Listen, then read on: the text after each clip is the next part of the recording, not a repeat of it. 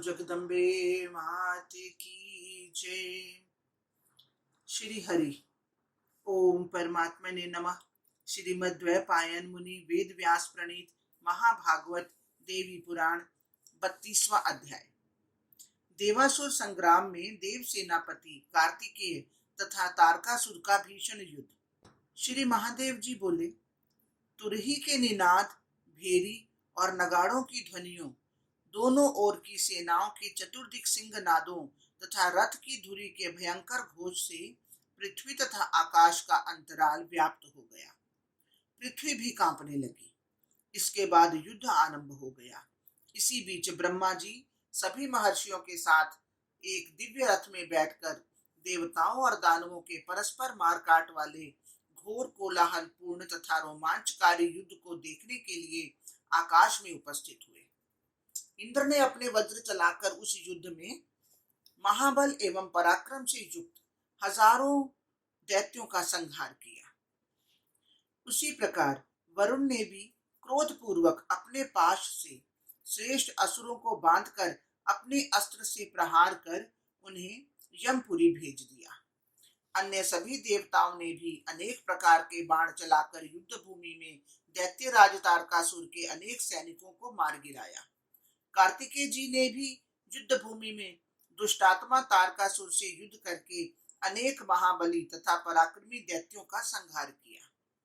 इस प्रकार देवताओं के शस्त्रास्त्रों से के प्रहार से असुरगण तारकासुर के समीप प्राण छोड़ने लगे।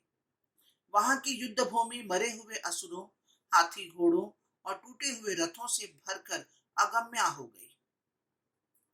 मुनिवर, तदंतर मारे गए दैत्य समूहों के रक्त से दोनों सेनाओं के बीच एक भयानक नदी बहने लगी। नारद जी, इस प्रकार अपनी सेना के नष्ट होने पर दैत्य श्रेष्ठ तारकासुर ने सेनापति कार्तिकेय के साथ भयानक युद्ध किया। उसने युद्ध में सैकड़ों हजारों शस्त्रों से कार्तिकेय जी पर प्रहार किया, जिन्हें गौरीपुत्र ने हंसते हुए काट डाला। उसी प्रकार उस युद्ध में देव सेनापति कार्तिकेय के चलाए सैकड़ों हजारों दिव्यास्त्रों को तारकासुर ने भी काट डाला। इस प्रकार बाण समूहों के द्वारा परस्पर प्रहार करते हुए उन दोनों के युद्ध को देखकर देवता और किन्नर अत्यंत आश्चर्यचकित हुए। तदंतर क्रुद्ध दैत्य तारकासुर ने रोष में आकर अनेक स्वर्ण पुंख बाण का अग्रभाग वाले यमदंड के समान भयंकर बाणों को सेनापति कार्तिकेय पर छोड़ा। नारद जी, कार्तिकेय जी ने भी अत्यंत भयंकर अर्धचंद्र बाण चलाया। उसे तारकासुर ने आधे निमेष में ही काट डाला। तत्पश्चात देव सेनापति ने अत्यंत क्रोध पूर्वक तीव्र वेग वाले तथा झुके हुए पर्व वाले 10 भयंकर बाणों से श्रेष्ठ दैत्य को पुनः वेग डाला। मुनिवर, वह दैत्यराज तारकासुर उन बाणों से घायल तथा मूर्छित होकर रथ के पिछले भाग में गिर पड़ा। तब पुनः उठकर बार बार सिंहनाद करते हुए उस दैत्य ने क्रोधपूर्वक शूल उठा लिया। उस महाशूल को उठाया देख शत्रुसूदन कार्तिकेय ने भी अपना महानोजस्वी शूल चलाया।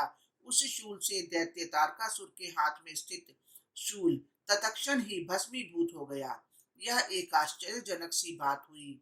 मुने, तब क्रोध से जबड़ा चाटते हुए दैत्य तारकासुर ने युद्ध भूमि में देव सेनापति की ओर शक्तिशाली लोहे की बनी भयंकर गदा चलाई।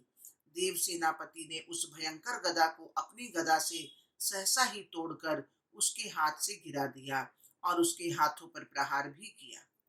तब दैत्यराज एक दूसरी गदा उठाकर बार बार सिंहनाद करते हुए देव सेनापति की ओर दौड़ा। हाथ में गदा लिए उस दैत्य को अपनी ओर आता देख कार्तिकेय जी ने घोड़े की नाल जैसे अग्रभाग वाले बाण से उसकी दोनों भुजाओं पर प्रहार किया। उस अस्त्र से आहत होकर युद्ध भूमि में दैत्यराज तारकासुर ने युगांत कालिक मेघ की भांति घोर गर्जना की। हरिओम तत्सत, हरिओम तत्सत।